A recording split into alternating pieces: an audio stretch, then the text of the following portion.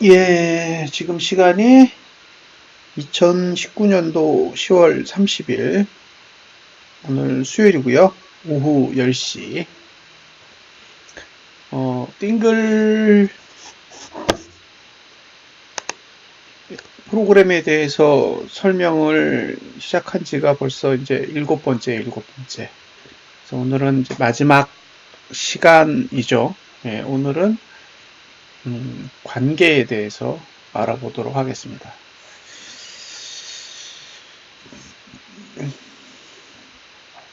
사실 관계라는 말이 코에 걸면 코골이고 귀에 걸면 귀걸이가 되는 그런 분석입니다. 사실은. 그래서 이야기를 들어보면 그거 너무 당연한 거 아니야? 라고 이야기하기 쉬워요. 그런데 귀에 걸면 귀걸이고 코에 걸면 코걸이인 이런 이야기를 어찌되었든 간에 뭔가 체계적인 규칙화된 그런 룰을 가지고 이제 설명을 하고 있다는 게 어떻게 보면 이제 기존의 다른 방법론과의 차이점이라고 이야기할 수 있겠죠. 그래서 관계는 어떻게 보면 진짜 말도 안 되는 이야기이고, 다른 측면에서 보면 흐름에 대한 의도를 읽을 수 있는 아주 중요한 영역이라고 이야기할 수 있습니다. 관계에 있어서 가장 중요한 건 시간이에요. 시간. 그러니까 관계는 시간에 의해서 서로 맺어지는 거예요.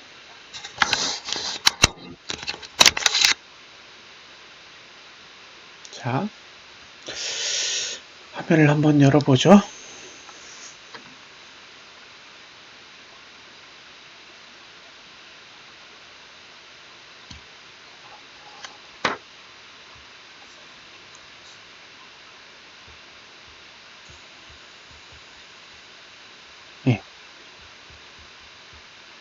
관계 분석.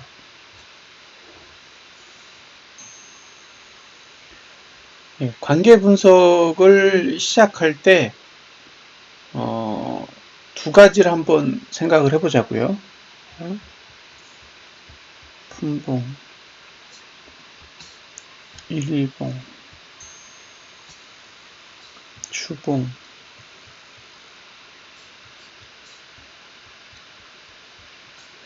월봉.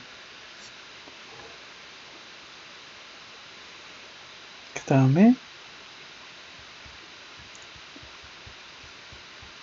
양봉, 음봉.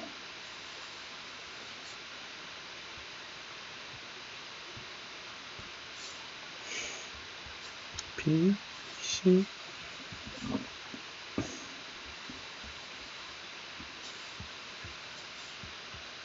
자, 이렇게 보자고요. 그러면 가로에는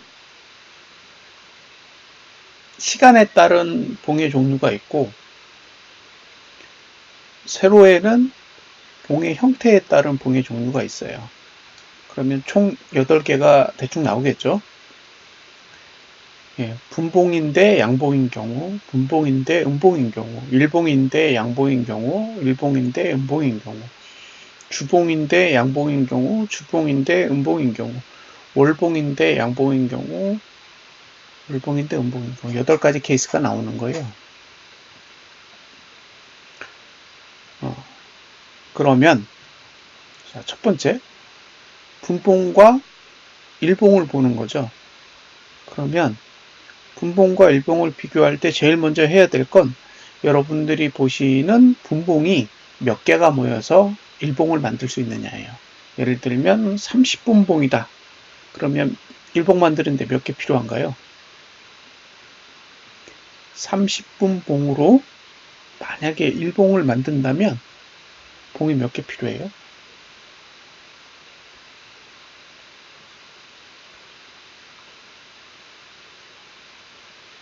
한번 이야기해 보세요. 30분 봉으로 일봉을 만들 경우에 몇 개의 48개요? 48개? 예. 그러면 30분 봉은 하루에 5번의 사이클을 도는 거예요. 보통 10개가 한 사이클이거든요. 그러면 거의 5번을 도는 거예요. 그러니까 예를 들면 하락, 상승, 하락, 상승, 하락 이렇게 갈 수도 있는 거고 상승, 하락, 상승, 하락, 상승 이렇게 갈 수도 있겠죠. 사이클을 5번 돈다는 거예요. 30분 봉으로 봤을 때 하나의 일봉을 만들려면 30분 봉은 사이클을 5번을 돌아야 되는 거예요. 그럼 만약에 60분 봉이면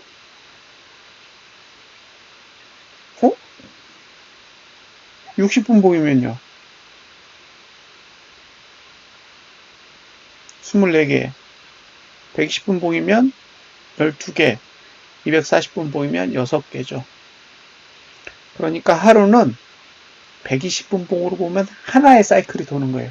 상승 사이클이 되든 하락 사이클이 되든 한 사이클이 도는 거고 그 다음에 60분 봉은 한 사이클도 못 들죠. 한 반 사이클 도는 거죠. 그러니까 한 이틀 정도 돼야 240분 봉이 이제 하나의 사이클을 돌게 돼요.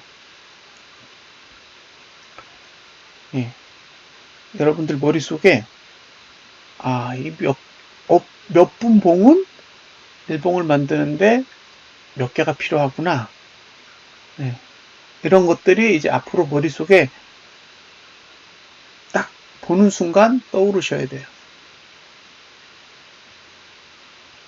그게 관계 분석을 할 때 굉장히 중요한 요소가 됩니다. 그러면 일봉은 주봉을 만들기 위해서 몇 개가 필요하죠? 예. 자, 일봉으로 주봉을 만들 경우에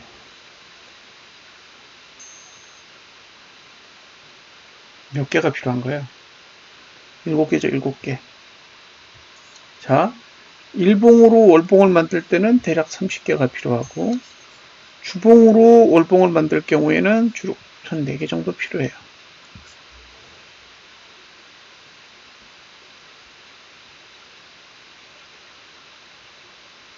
이 개수를 잘 기억해 두셔야 되는 거예요. 그러면 일봉을 가지고 월봉을 만드는데 사이클이 3번 돌아요. 주식은 2번 도는데 암호화폐는 3번 도는 거죠. 그리고 일봉이 주봉을 만드는 데는 사이클이 한 번이 못 돌아요. 예.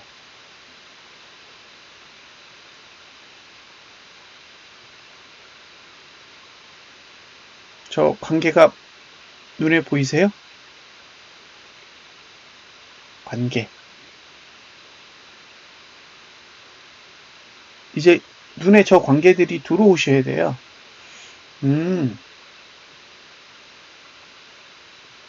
저거 별거 아닌데? 라고 생각이 드실지 모르지만 저게 여러분들 눈에 이렇게 쉽게 들어와야 돼요. 얼마 남았다, 며칠 남았다, 언제 끝난다, 이런 게 머릿속에 확 들어오셔야 돼요. 그러면 이전에 이야기했던 내용 중에 양봉으로 끝나면 좋고 음봉으로 끝나면 나쁘다예요. 양봉으로 끝나면 좋은 이유가 몇 가지가 있고 음봉으로 끝나면 나쁜 이유가 몇 가지가 있어요. 그래서 좋게 끝나는지 나쁘게 끝나는지를 마지막에 확인하는 거죠. 분봉 N개가 모여서 일봉 하나를 만들 때 그 마지막 일봉이 완성되는 게 양봉으로 끝나면 분봉이 일봉을 좋게 만들려는 의지가 있는 거고 반대로 음봉으로 끝나면 분봉이 일봉을 나쁘게 만드는 거란 말이에요. 그렇죠? 네. 만약에 주봉이 음봉으로 끝나게 일봉이 만들었다 그러면 결국에는 마지막은 안 좋은 거잖아요. 네. 일봉이 월봉을 음봉으로 만들게 되면 결국 마지막은 안 좋은 거라고요. 그러니까 우리가 알아야 될 건 도대체 마지막에 어떻게 끝내려고 이러고 있는 거냐 라는 거죠. 도대체 그 다음에 뭘 하기 위해서 지금 이러고 있는지를 알아내려면 마지막 단계로 가면서 어떻게 완성해 가고 있는지를 이해해야 돼요. 그 이해하는 거는 마지막에 이해할 수도 있지만 중간중간 과정에서 유추해 볼 수 있는 거죠. 남은 시간을 가지고. 이 개념을 좀 어렵긴 한데 한번 보자고요.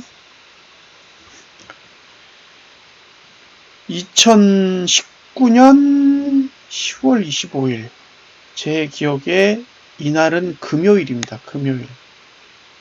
금요일이었어요. 그러니까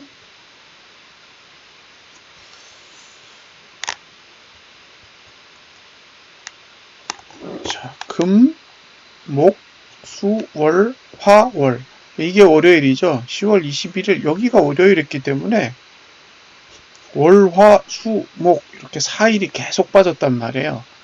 그래서 저는 개인적으로 이번 주에 양봉이 나기 어렵겠구나 라고 생각을 했어요.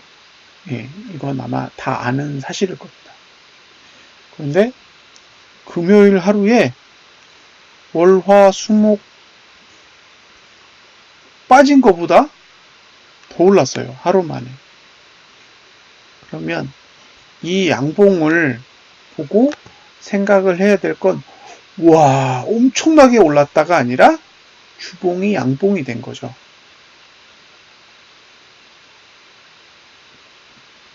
무슨 말인지 이해되세요?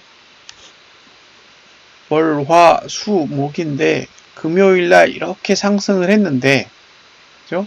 이렇게 상승을 한 게, 와, 엄청나게 올랐어. 라는 생각만 할 게 아니라, 주봉이 양봉으로 바뀌었구나. 남은 시간은 이틀이죠. 토, 일. 금, 토, 일. 그러면 결국 토요일과 일요일이 한 건 주봉을 양봉으로 끝낸 거예요. 주봉을 양봉으로 끝내버렸어. 금, 토, 일. 그러면 10월 27일이란 말이에요. 그럼 10월 27일 기준으로 월봉도 양봉이야. 자, 당겨볼게요.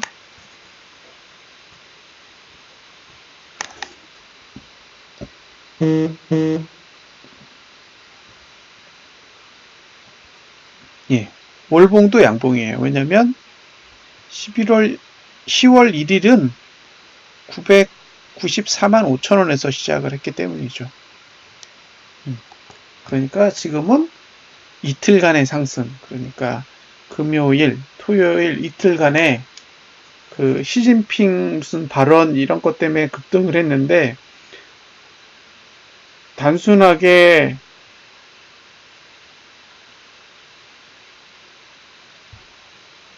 오르는 게 아니라, 그죠? 그 이틀간의 상승으로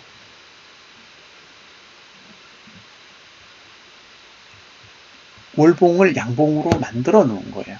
그러니까 그 금요일과 토요일의 상승은 단순하게 일봉에서 상승이 온 게 아니라 주봉도 월봉도 모두 상승으로 전환시켜서 마감을 한 거죠. 이게 여러분들 머릿속에 자리를 잡으셔야 돼요. 이게 중요한 거예요. 그래야 그 뒤에 일어나는 일들에 대해서 고민을 해볼 수가 있어요. 자, 이제 월봉으로 가볼게요. 지금 월봉에 뭐가 보이세요? 월봉이 양봉이죠. 지금 우리가 일봉을 보면 전혀 보이지 않는 흐름에 대한 결과가 월봉을 하나를 보면 알 수 있어요. 지금 뭐가 보이냐면 아랫꼬리도 길고 윗꼬리도 길어. 그쵸?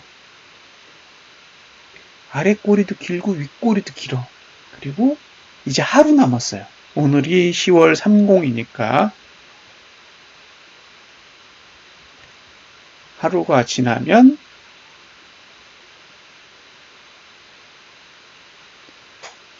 말일이 돼요. 말일. 자, 내일 오르면 잘 생각해 보세요. 내일 상승하면 월봉은 양봉으로 끝나게 됩니다. 그런데 내일 하락하면 양봉이 아닐 수도 있는 거예요.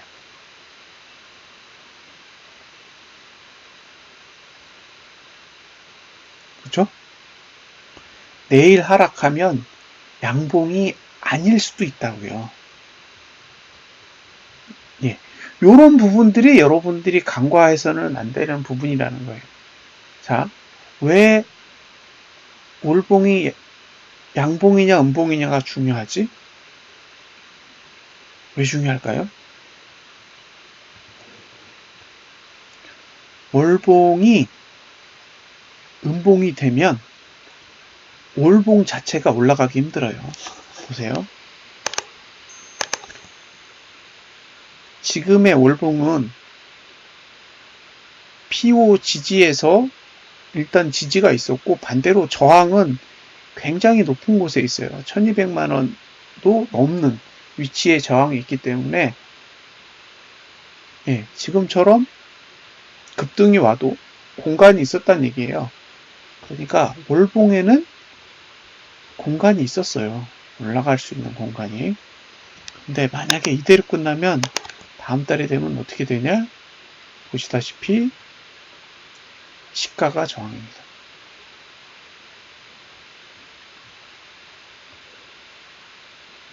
그쵸? 시가가 저항이에요. 시가가. 그러니까 꼬리가 길어지면 길어질수록 안 좋아요.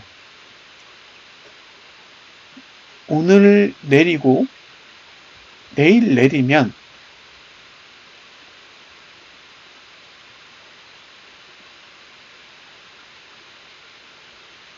이틀 동안 그렇게 올렸던 게 결국에는 윗꼬리를 만드는 그런 결과가 되는 거죠. 일봉으로 보면 우와 하는 생각이 들지만 월봉으로 보면 부족한 거예요. 예, 그냥 잘했는데 막판에 밀린 거죠.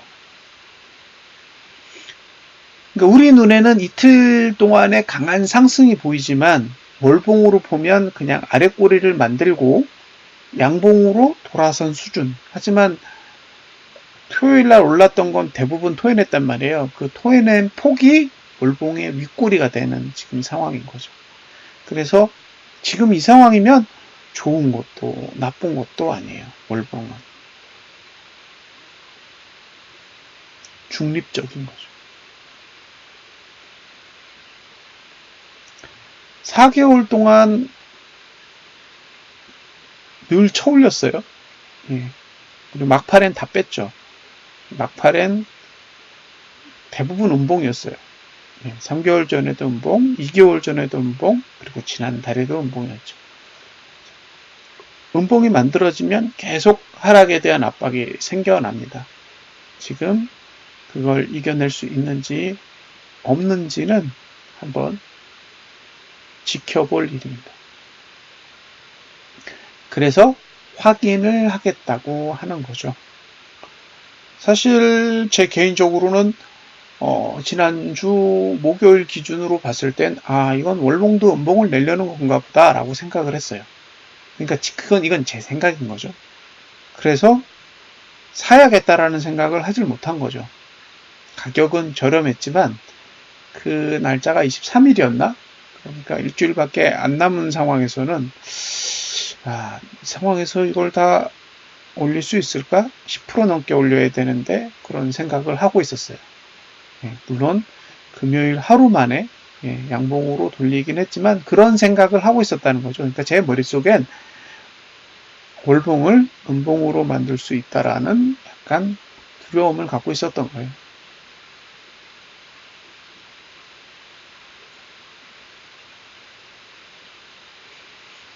사람들은 일봉을 봐요. 예, 그래서 일봉에 힘이 몰려 있을 때는 굉장히 일봉을 보는 게 유용합니다. 유용해요. 그러니까 일봉이 막 상승 추세를 타가지고 막 올라갈 때는 일봉 차트를 보면 거의 잘 맞아요. 돈이 그쪽에 다 집중이 돼 있으니까. 근데 돈이 주봉이나 월봉에 몰려 있을 때는 일봉 차트가 안 맞기 시작해요. 그래서 일봉을 보고 배팅을 하면 잘 물려요. 왜냐하면 돈이 일봉을 중심으로 집행이 되는 게 아니라 굉장히 긴 사이클을 가지고 집행이 되기 때문에 일봉으로는 전혀 해석이 안 되는 경우도 있어요. 그러니까 관계 분석이라는 건 정말로 중요한 흐름을 가지고 있는 봉이 일봉이냐, 주봉이냐, 월봉이냐, 그것도 아니면 분봉이냐를 찾는 행위를 뜻하는 거예요. 그래서 봉을 나누기도 하고 합치기도 하면서 실제로 힘을 가지고 있는 봉을 찾아내는 거죠. 지금 상태라면 사실 월봉은 그다지 사고 싶지 않은 구조이긴 해요. 떨어진다, 내린다 이렇게 얘기할 수는 없지만 이게 정말 좋은 구조일까? 라는 질문에는 쉽게 대답하기 어려워요. 좀 더 리얼하게 이야기하자면 하락 추세에 들어가요. 다음 달이면 이제 비트코인도 하락 추세에 들어갑니다. 그러니까 오르더라도 계속 눌림을 받는 그런 상황으로 들어간다는 거죠. 이 상황에서 야 이거 무조건 상승할 거야 라고 얘기할 수 있을까요? 네. 그렇지는 않을 것 같아요. 그래서 제 개인적으로는 아직도 반반. 예. 이건 그러니까 이건 바닥은 아닌 거예요. 지금의 자리는 바닥은 아니고 정말로 여기서 상승한다 그러면 이건 눌림목 정도의 상황인 거지. 예, 이건 시간상 바닥을 그리는 행위는 아닙니다. 그래서 몰빵할 자리는 아닌 것 같아요. 돈이 있으시더라도 가진 돈을 다 쏟아부어가지고 이거 대세 상승이니까 왕창 넣어서 한 번에 돈을 벌어야겠다라고 생각하고 집행할 자리는 아니라는 거죠.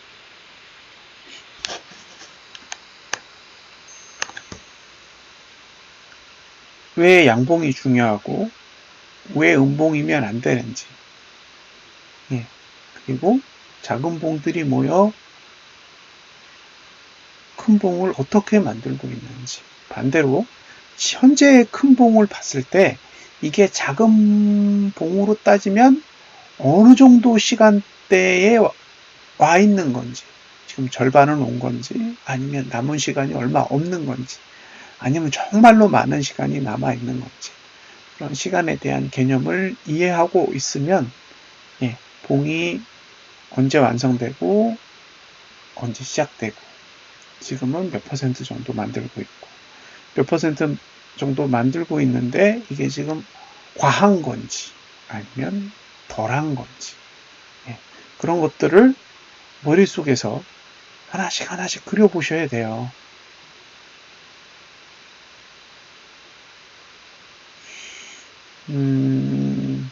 그렇죠. 월봉의 윗꼬리가 길고 아랫꼬리가 짧다. 거기다 음봉이다. 그러면 그건 그 다음엔 주로 반등이 나오죠. 상승이 나오는 게 아니라 진짜로 조심해야 되는 봉이에요. 윗꼬리 길고 아랫꼬리가 짧은 음봉은 굉장히 조심스러워요.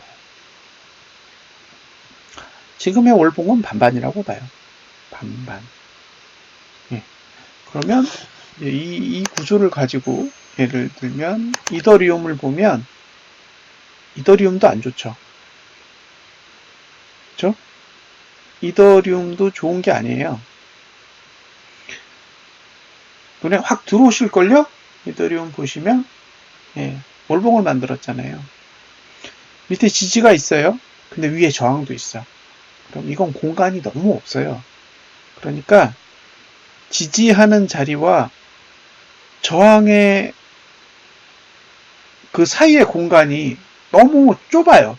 저렇게 좁으면 내가 매수를 해가지고 이게 오르잖아요.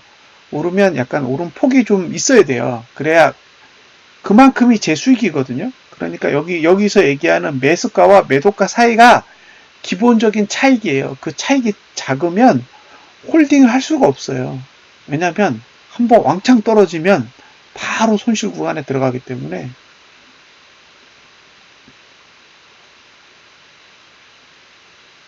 안 좋은 거죠. 그래서 공간이 좀 넓어야 돼요.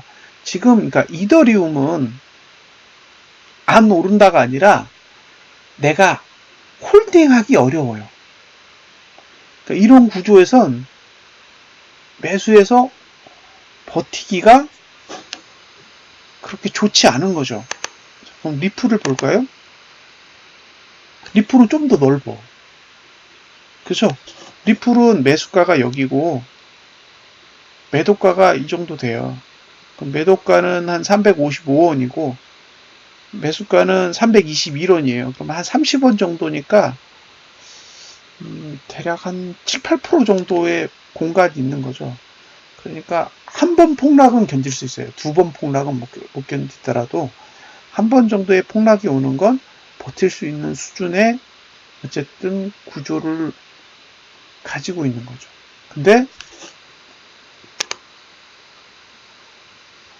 이더리움은 한 번도 못 버텨. 예, 한 번 확 빠지면 뭐 다이렉트로 손실이에요.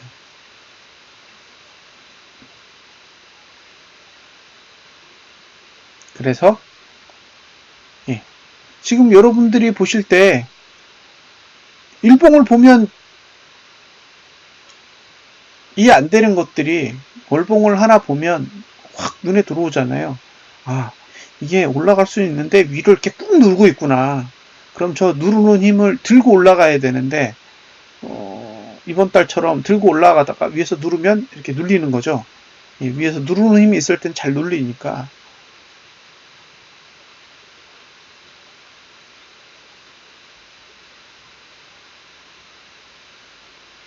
그래서 이게 월봉은 별로네. 그러니까 오늘 하락이 만들어 놓은 건 그냥 일봉이 내려가는구나.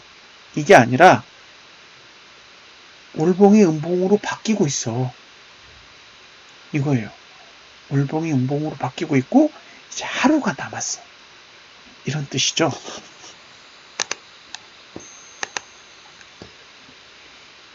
이오스. 얘는 아직도 월봉으로 버티고 있는데 얘는 차트로 보면 리플이랑 거의 비슷하게 생겼어요.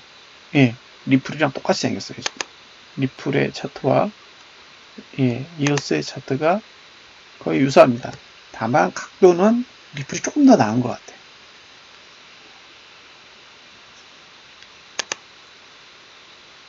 라이트코인. 라이트코인도 음봉이죠.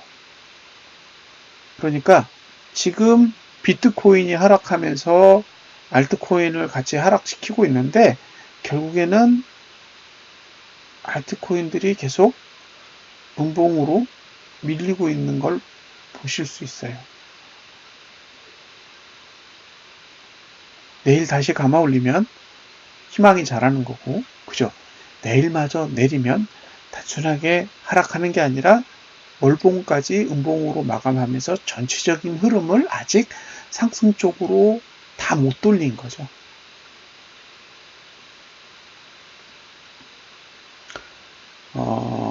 지난번에 배운 내용 중에 뭐가 있냐면 시간은 가격에 반비례한다라는 말이 있었어요. 시간은 가격에 반비례한다. 이 말을 떠들자마자 금요일 날 급등했죠. 네, 저항 3개를 하루 만에 몽창 써버린 날이 있었는데, 그러니까 우리가 기본적으로 분석을 할 때 어떤 거를 고민하시면 되냐면 T5 저항, 이거 얘를 보는 거예요. 얘 이거 있죠. 이것만 보면 되는 거예요. 다른 건 볼 필요가 없어요. 얘를 만나야 돼. 얘가 하락 추세입니다.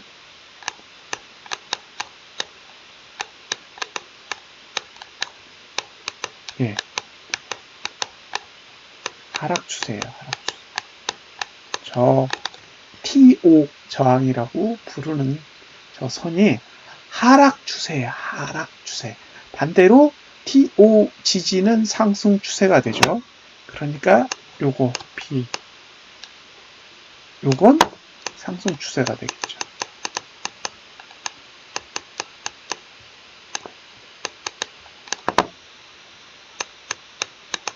그렇죠? 그러면 상승 추세, 즉 B를 음봉으로 만나면 상승 추세가 끝나는 거예요. 그러니까 B에서 상승 추세가 끝났단 말이에요. 이해되세요? 이제 B에서 상승 추세가 끝났단 말이에요. 그러니까 지금 라이트코인은 저 B를 찍던 달에 상승 추세가 끝난 거예요. 그러니까 오르든지 내리든지 사야 될 이유가 일단 없는 거죠. 확인하기 전까지. 그래서 지금 저 시점을 이유로 해서 지금까지 계속 매수 안 하고 멀뚱멀뚱 분석만 하면서 시간을 보낸 거예요. 왜 보냈을까? 네, 하락 추세니까.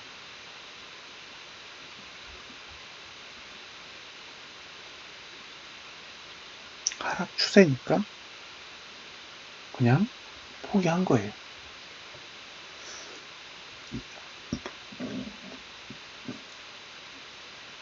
제 기억이 맞다면 저 B, 저 달에 아마 한번 매수를 했었을 거예요. 그리고 도망갔죠. 왜냐면 저렇게 되면 죽는 거니까. 그러면 반대로 생각을 해보세요. A를 만나야 상승 하락 추세가 끝날 거잖아요. B에서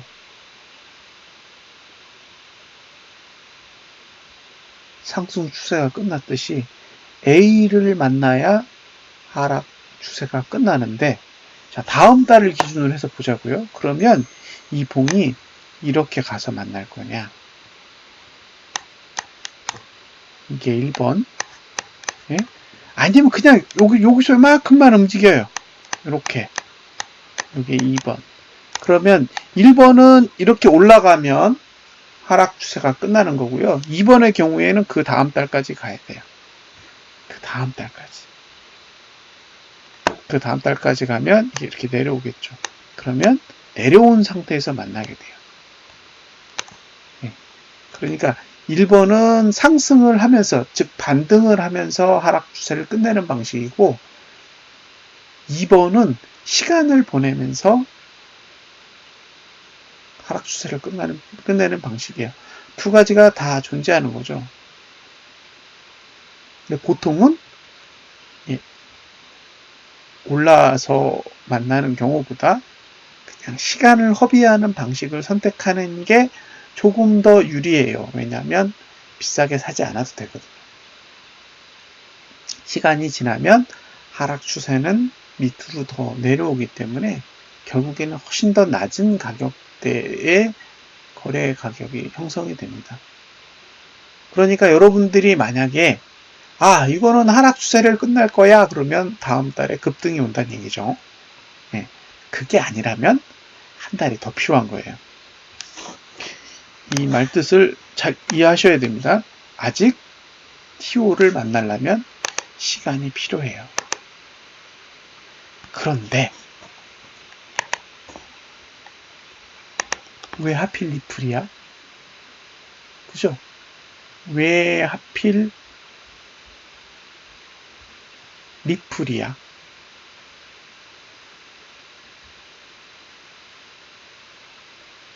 왜 하필 리플일까요?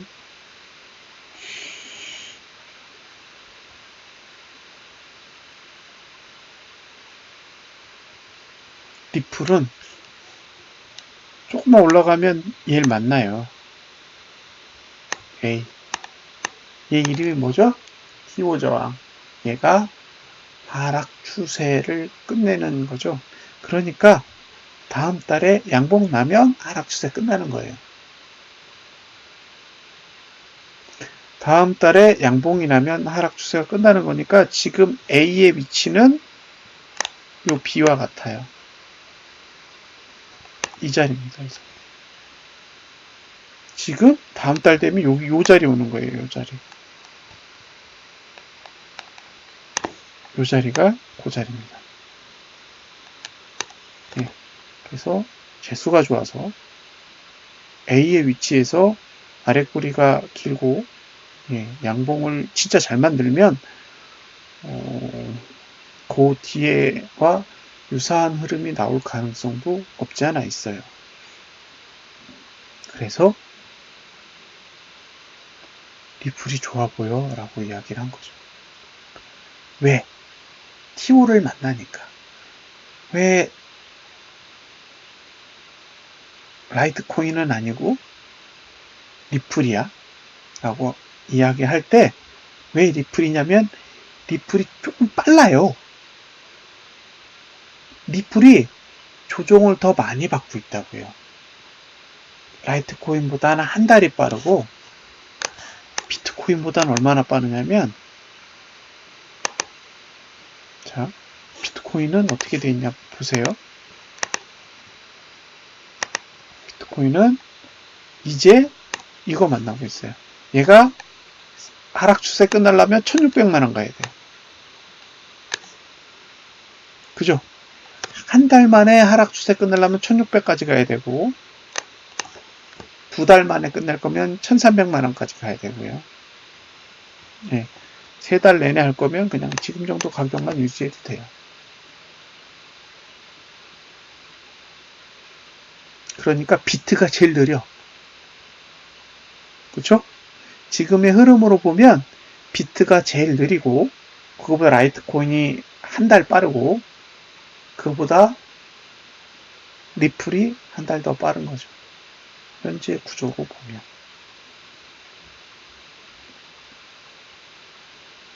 이제 조금 이해되세요? 네. 근데 중요한 건 아까 말씀드렸듯이 봉이 모여서 어떻게 할 거냐. 어떻게 할 거냐. 그게 핵심 키워드예요. 만약에 오를 거라면 내일이 목요일이니까 내일 올리고 모레는 빼요. 내일 올리고 모레는 왕창 빼. 목요일은 많이 올리고 금요일은 왕창 내리고 다시 감아. 그리고 토, 일 올라야 돼요. 왜 그럴까요? 자, 이 얘기를 한번 다시 해볼까요? 자, 월, 화, 수, 목, 금, 토, 일. 왜 내일은 올라야 될까요? 그리고 왜 금요일은 내려야 되고 왜 금요일에 내렸다가 다시 올라야 되고 토, 일은 이렇게 올라야 되는지 1번 2번 3번 4번 이거 이유를 한번 생각해 보세요.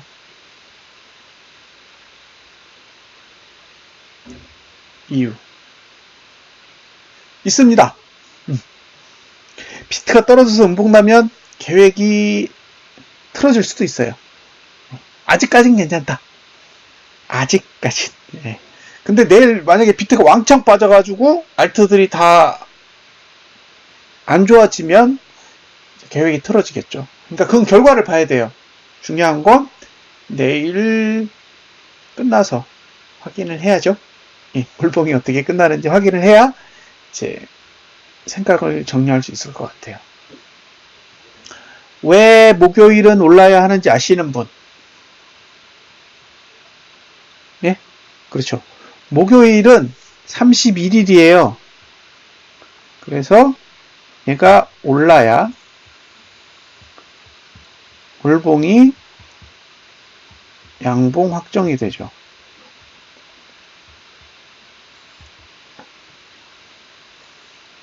그죠? 여기까지 오케이. 그럼 왜 금요일은 내려야 돼? 이제 질문이에요. 왜 금요일은 내려야 돼요?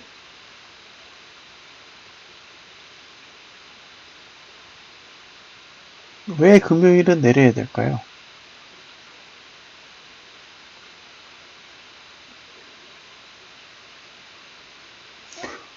금요일이 내려야 하는 이유.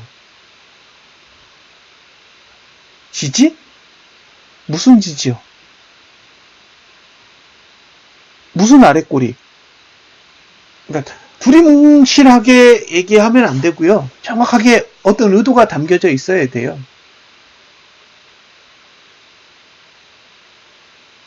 저점 지킬 꼬리? 주봉을 음봉 만들기? 아니죠. 저점 지킬 꼬리는 무슨 의미예요? 주봉이 아니에요. 주봉이 아니라고.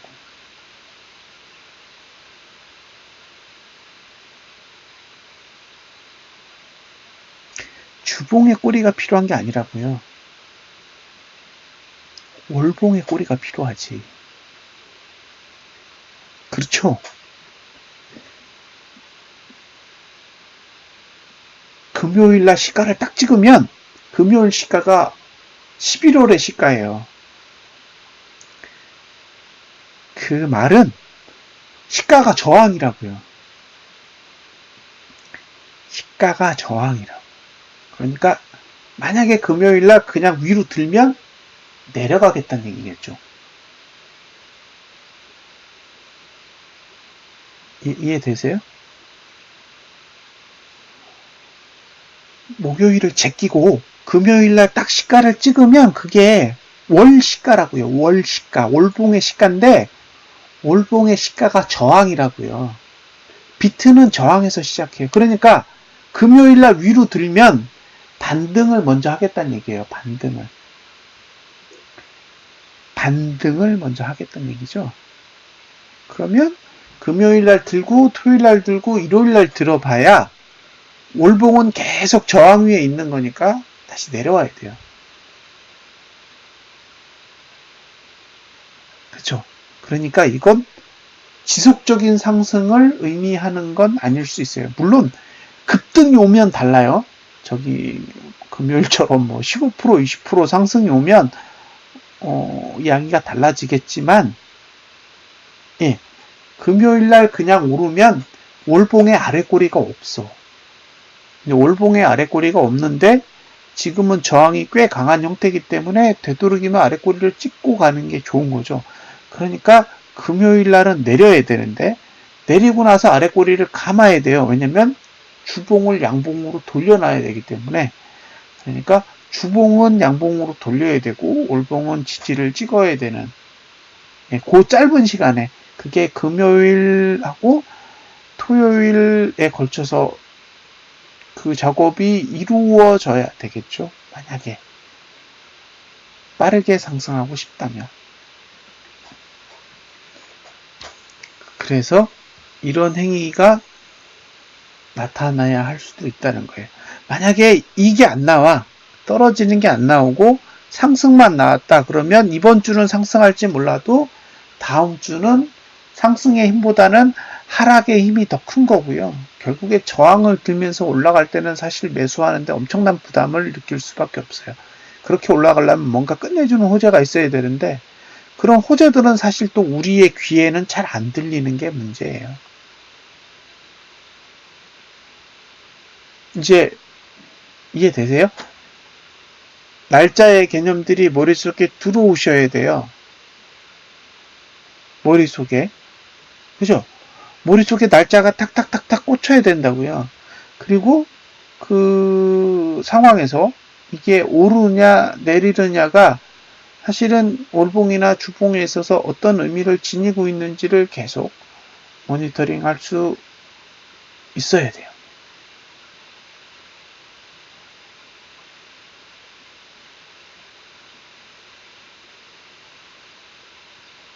조금 이해가 되시나요? 이 말에 대한 개념이 조금은 이해가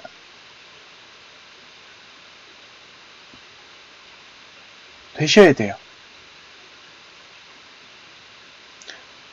자, 이제 시간이 10시 46분이니까 이제 조금 더 복잡한 이야기를 할게요. 시간이 있어요. 이거는 선택적으로 여러분들이 활용을 하시면 돼요. 이 방법은 옳다, 이 방법이 틀리다, 이건 아닙니다. 예, 시간이 있는데 예를 들면 난 저항 위에서 사고 싶어.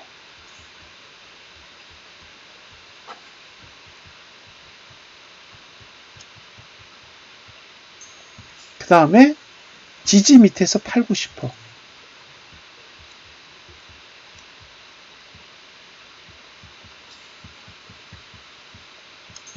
자, 일단 후자는 매수자 입장에서 보면 고려해야 될 사항은 아니에요. 이건 손절의 개념이니까 요거를 한번 이야기를 해보자고요. 저항 위에서 매수하는 방법. 이것도 관계랑 상관이 있어요.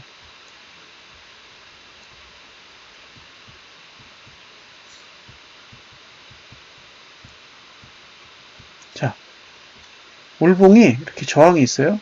봉이 이렇게 올라가 있어요. 여기서 매수하고 싶단 말이에요. 분명히 오를 것 같아. 어떻게 해야 될까요?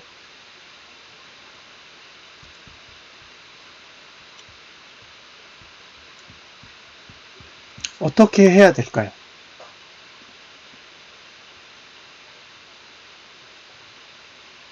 오늘 이야기해드릴 마지막 내용입니다. 저항 위에서 매수하기.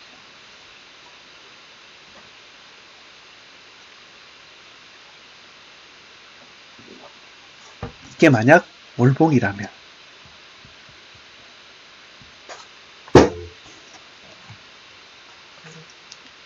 어떻게 하시겠어요?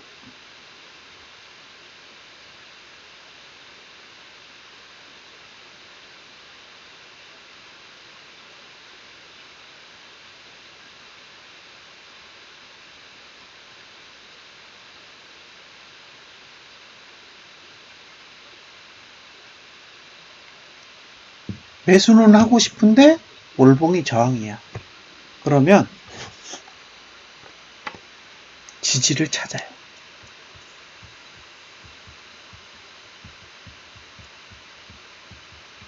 이게 답입니다. 지지를 찾는다. 1번 주봉 지지, 2번 일봉 지지, 3번 분봉 지지.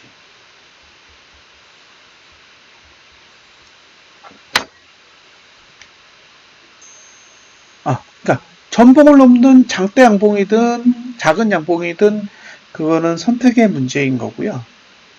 사고 싶다는 얘기예요. 사고 싶을 때 가격을 찾으셔야 되잖아요. 가격을. 그 가격이 월봉엔 없단 말이에요. 그런데 난 사고 싶어. 아무리 봐도 이건 올라갈 상황이야 라고 판단이 될 때가 있잖아요. 물론 저는 모든 사람이 보는 게시물을 쓰는 사람이니까 저 상황에서 매수하세요라고 쉽게 글을 쓸 수는 없어요. 근데 개인적으로는 그런 감이 있을 때가 있단 말이에요. 그럼 그 경우에 매수를 해야 된다 그러면 주봉 지지든 일봉 지지든 분봉 지지든 선택을 하고 그 가격을 활용을 하면 돼요. 근데 여기서 중요한 게 뭘까요?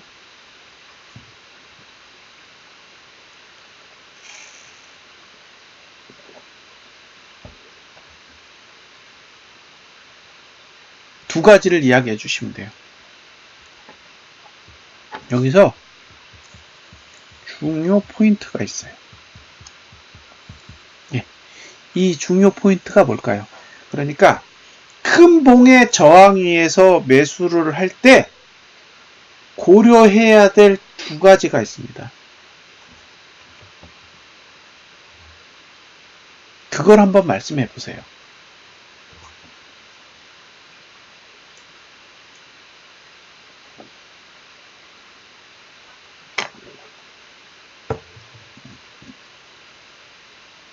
아니요. 손절선 아니에요. 중요한 두 가지는 손절선이 아닙니다.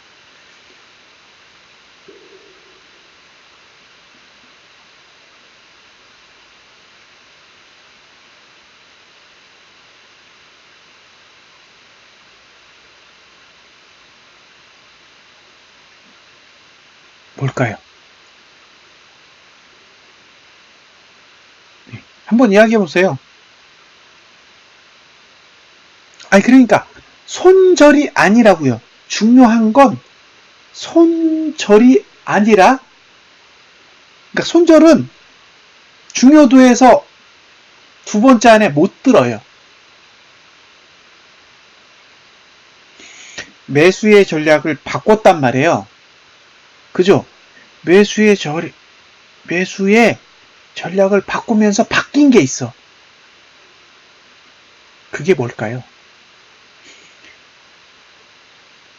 월봉의 저항 위에서 매수를 하고 싶기 때문에 주봉의 지지나 일봉의 지지나 분봉의 지지를 활용해요. 이렇게 뭔가를 바꿨어요. 매수를 하기 위해서. 그 바꾼 게 뭐냐는 거예요.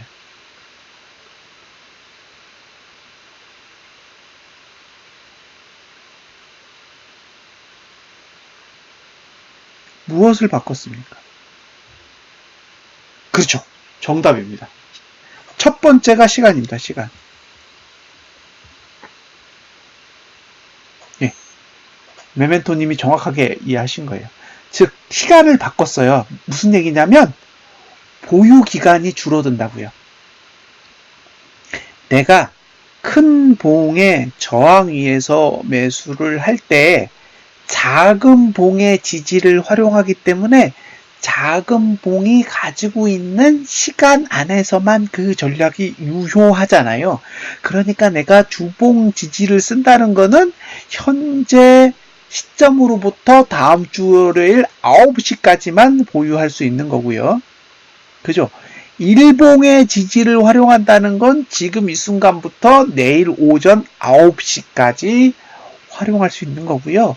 분봉을 활용한다는 건 지금 시간부터 그 해당 분봉이 끝나는 시간까지 보유할 수 있는 거예요. 그러니까 시간이 첫 번째예요. 그럼 두 번째는 뭘까요? 두 번째는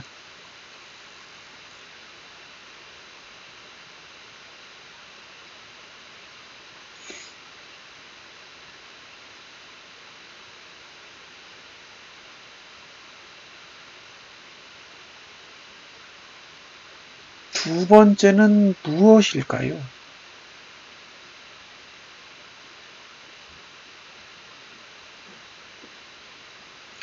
메멘토님 한 번 더 찍어보시죠.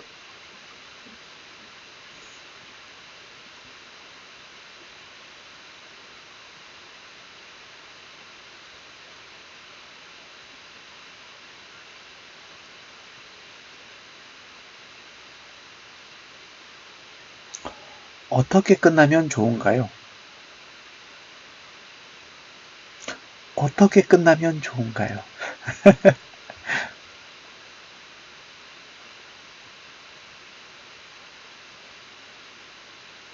우리는 이제 시간을 알아요. 근데 그 시간이 됐을 때 어떻게 끝나야 돼? 그렇죠. 예. 양봉이냐? 음봉이냐? 그러니까 잘 보세요. 자, 양봉으로 끝났다라는 건 저항을 들고 간다예요. 저항을 들고 간다. 음봉으로 끝나면 밀리는 거예요. 큰 봉의 저항에 의해 밀렸다는 얘기예요.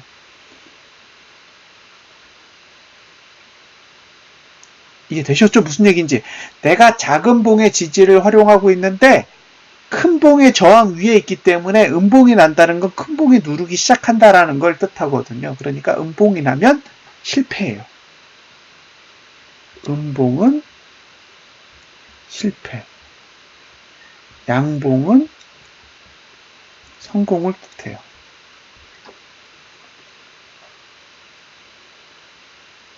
그쵸? 그러니까 음봉이 나면 손실이든 수익이든 끝인 거예요. 음봉이 나면 수익이든 손실이든 진 거예요. 그러면 나갈 궁리를 해야 돼. 양봉이면요. 버텨보는 거예요. 자, 다시 정리하면 첫 번째는 시간, 그죠? 두 번째는 양이냐, 오와 음이냐, 그죠? 네, 마지막이 손절선이에요. 그쵸? 그러면 이 세 가지를 가지고 대응하시면 되는 거예요. 자, 내가 보유해야 될 시간은 정해져 있고 그 시간 안에 양봉으로 버티면 나이스, 음봉으로 밀리면 A. 그런데 손절선을 건드리면 그 다음엔 거래를 어떻게 정리할 건지 전략을 짜시면 되는 거예요. 그럼 이거는 보유 시간을 알려주고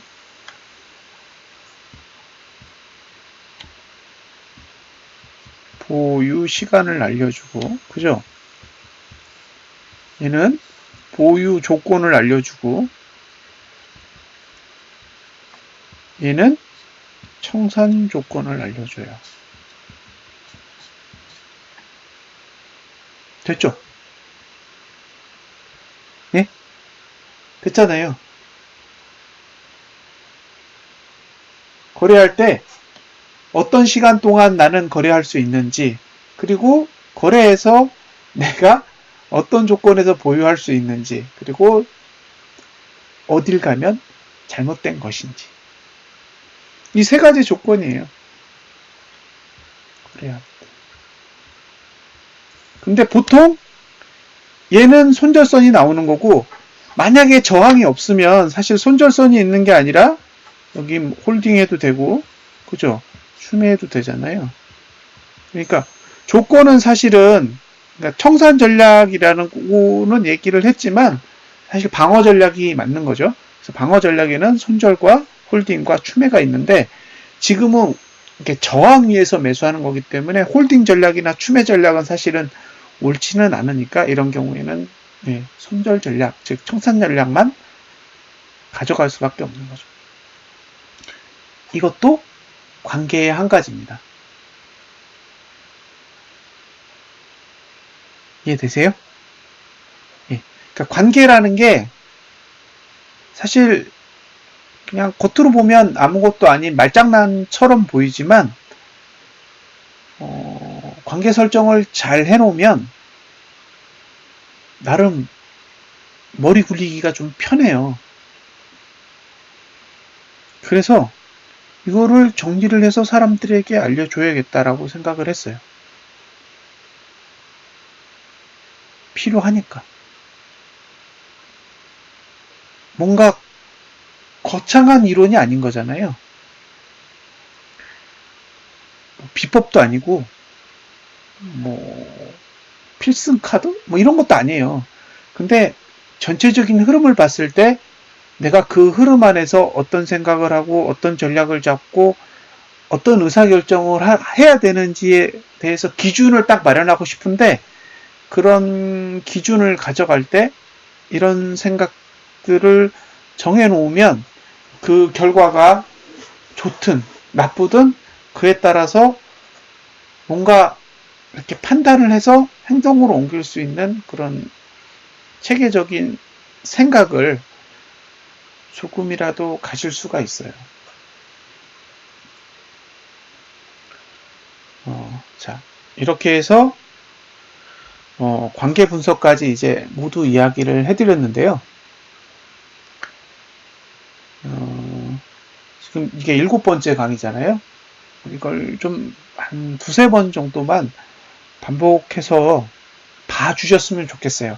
그러면 이제 어떤 경우에는 거래량 분석하는 게 나오고, 어떤 경우에는 가격을 분석하는 게 나오고, 어떤 경우에는 봉을 분석하는 경우가 나오고, 어떤 경우에는 시간을 분석하는 경우가 나오고, 그러다가 갑자기 일봉이랑 주봉이랑 섞어서 보고, 일봉이랑 월봉이랑 섞어서 보고, 주봉이랑 월봉이랑 섞어서 보고, 이런 행위들을 하게 될 텐데, 이제 그런 행위들이 나왔을 때, 저런 게 관계 분석이고, 저런 게 거래량 분석이고, 저런 게 시간 분석이고, 그런 개념들만 알고 계셔도 띵글 툴을 사용하면서 저 툴은 저런 걸 보기 위해서 만들어 놓은 거구나.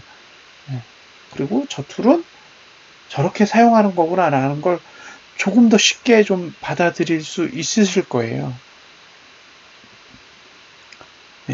그래서 사실은 이 7개로 구성된 어떻게 보면 좀 짧은 강의를 만들게 된 이유도 조금 더 생각을 편리하고 좀 합리적으로 할 수 있도록 사용자들에게 전달하고 싶은 거죠. 그 중에 일부는 또 받아들이기 힘드신 분들 있을 거고 반대로 써보다 보면 이게 이런 의미구나 라는 걸 좀 아시게 될 것 같기도 해요. 그래서 지금 만들어진 띵글 프로그램에 보면 미분과 적분의 개념들이 굉장히 잘 되어 있어요. 그래서 사실 미분할 때는 여기 보시면 트래킹이라는 게 들어가 있어서 봉을 쪼개서 추적하거든요. 이게 결국 관계 분석을 하기 위해서 만들어 놓은 도구인 거예요. 그러니까 우리가 단순하게 이론만 만들어서 접근을 하고 있는 게 아니라 이렇게 이론을 기술화시키는 거죠. 그래서 기술로 만들어져 있기 때문에 단순하게 이걸 이론이라고만 보시지 마시고 이론을 배우시면 곧바로 툴을 활용해서 사용할 수 있으세요. 그래서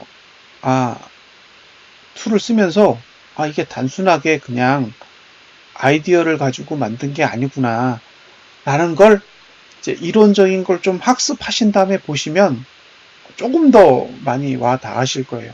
그리고 보통 사람들이 오르면 와 올랐어, 내리면 와 내렸어, 이렇게 결과를 가지고 상대방을 비판하거나 아니면 차트 분석을 논하는 게 아니라 그런 일이 왜 일어났고 언제가 타이밍이었고 그래서 내가 타이밍에 대해서 제대로 판단을 한 건지 아니면 잘못 판단한 건지 이제 이런 것들을 조금 더 깊은 단계에서 이해를 하다 보면 이제 흐름이라는 게 어떤 의미를 가지고 있는지를 조금 알게 될 수 있어요.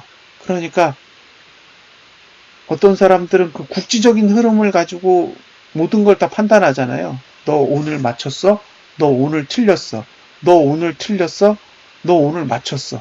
그러니까 너는 이상한 애야. 뭐 이게 분석이야 라고 이야기를 하지만 실제로 분석을 하는 이유는 그렇게 오늘 내일 이게 아니라 전체적인 흐름의 구조상에서 지금의 흐름이 가지는 의미, 지금의 봉이 가지는 의미, 그 의미를 가지고 내가 배팅할 만한 가치가 있는지 없는지를 끊임없이 생각하고 판단할 수 있는 거죠. 이틀 남았습니다. 그죠? 이틀도 안 남았어요. 오늘이 30일에 11시 05분이니까 앞으로 하루 반나절 정도의 시간이 남은 거예요. 그러니까 내일 결과를 보고 나서 이제 다음 달에 이야기를 하게 되면 이제 여러분들이 저런 게 관계 분석이구나, 저런 게 시간 분석이구나, 이런 것들을 조금씩 받아들이고 이제 반응을 해주시면 돼요. 그리고 이제 본인들 의견들도 계속 개진하셔야 돼요. 머릿속에 들어있는 생각은 제 기준으로 보면 쓰레기예요. 왜냐하면 휘발돼. 머릿속에 있는 지식들은 다 휘발되게 되어 있습니다.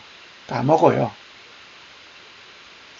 그래서 그런 지식들이 휘발되지 않기 위해서 어떻게 하냐? 적어요. 그래서 게시판에 막 적어 놓는 거예요. 자기 생각을. 그건 내 생각이 맞느냐 틀리느냐를 보려는 게 아니라 기록을 해두는 습관들을 가지시면 엄청 도움이 돼요. 그리고 그 기록의 단계를 넘어서 이제 이야기로, 저처럼 남에게 이야기를 하는 단계까지 가잖아요. 그때 내가 글로 적는 것보다 상대방에게 말하는 게 훨씬 더 어려워요. 왜냐면 상대방한테 말할 때는 머릿속에서 정리가 안 되면 입 밖으로 잘 안 나가요. 그래서 이거를 한 번이든 두 번이든 해본 사람은 머리의 생각이 훨씬 더 빨리 정리가 돼요. 그래서 제가 부탁드리고 싶은 건 생각만으로 끝내지 말고 괜히 캡처 떠서 한번 분석해 본다. 글로 적어 본다. 맞든 틀리든 전혀 중요하지 않다. 왜냐하면 그 글은 타인을 위해서 쓰는 글이 아니라 자신을 위해서 쓰는 글이기 때문이에요. 그렇게 해서 한 석 달만 해보세요. 그러면 달라집니다. 그런 분들이 10분, 20분, 한 30분 정도만 우리 카페에 만약에 활동을 하게 된다. 그러면 이제 많은 사람들이 동참하는 그런 상황으로 충분히 확대될 수 있다고 생각합니다. 자, 이렇게 해서 지금까지 진행했던 7개의 강의를 모두 마치도록 하겠습니다. 예, 감사합니다.